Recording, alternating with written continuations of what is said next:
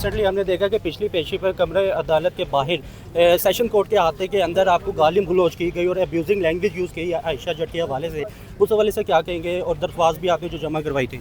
अरे अपना अपना ज़र्फ इंसान बताता है। देखिए उस दिन भी उनको लगा था कि शायद केस उनके हाथ से चला गया ऑलमोस्ट, और बात काफ़ी हद तक सच भी है, क्योंकि बाहर आके इंटरव्यूज़ में आप लोगों ने देखा होगा कि जब से केस चल रहा है मैं एक दफ़ा नहीं रुका, जो होती है अपडेट मारूफ साहब दे देते हैं आपको, ठीक है, और एक पढ़े लिखे तरीके से आपको अपडेट देते हैं, ठीक है, बजाय इसके कि कोई गलत लैंग्वेज यूज़ करना या फिर बिलो द बेल्ट जो एक वकील के शोबे को जो है वो सूट नहीं करती, जो वकील के शोबे को सूट नहीं करती, ठीक है, उस तरह की लैंग्वेज में इंटरव्यू जो है वो अदर साइड के जो वकील साहब वो देते हैं।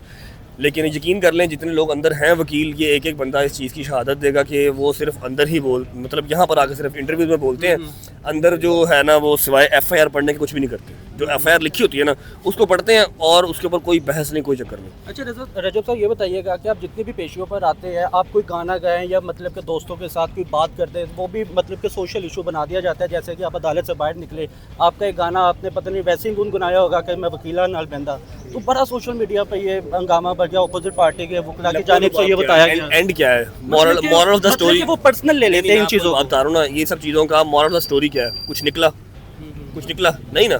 7-8 माह हो गया पाकिस्तान आए हुए, अपने केसेस वगैरह फेस कर रहा हूँ, और मैंने यूके बैठ के भी यही बात की थी कि इंशाल्लाह अल्लाह पाक खैर करे पाकिस्तान उतर जाऊँ, मैं खुद अपने केसेस सारे फेस करूँगा। अपने मुँह की बात थी ना। थैंक्स टू द वकील साहब, थैंक्स टू द ऑनरेबल जज साहब, केस चल रहे हैं। अब वो अदालती निज़ाम इस तरह है कि टाइम लगता है हर चीज़ को। नहीं, केस बेसिकली केस का जो बेसिकली जो दफ़ा थी वो काफ़ी सेंसिटिव है और इस दफ़ा को टाइम लगता ही लगता है। इदारों ने इंसाफ किया, बेशक मैं 7-8 माह से आया हूँ। 9 दिसंबर का मैं पाकिस्तान उतरा हूँ, तो तब से लेके अब तक इतने केसेस से वो मारूफ भाई, अली शवाक साहब सब डील कर रहे हैं और ऑलमोस्ट सारे केसेस खत्म है। एक लाइन जो है राना मारूफ साहब की, राना मारूफ साहब शिदाते हैं। ये इतनी सी लाइन, बस थोड़ी ज़्यादा होनी, बस थोड़ा सा कम बहस किया करें, बहुत लंबी करते हैं, हम थक जाते हैं। जब ऑपोजिट साइड वाला बोल नहीं रहा तो फिर देखें, हम सारे तो ये कर रहे थे कि अदालत आज जो है वो फैसले के लिए केस रखा हुआ है, आज ही फैसला आ जाना चाहिए। और हमें चूँकि सैटरडे वाले दिन पता चला था कि जज साहब के किसी करीबी रिश्तेदार की फौतगी होगी, जिसकी वजह से वो हमारे दलाइल सुनने के बाद जो है वो अदालत से चले गए थे। तो अदालत जो है इसी वजह से लास्ट टाइम जो सैटरडे को तारीख थी उसमें फ़ैसला नहीं सुना सकी।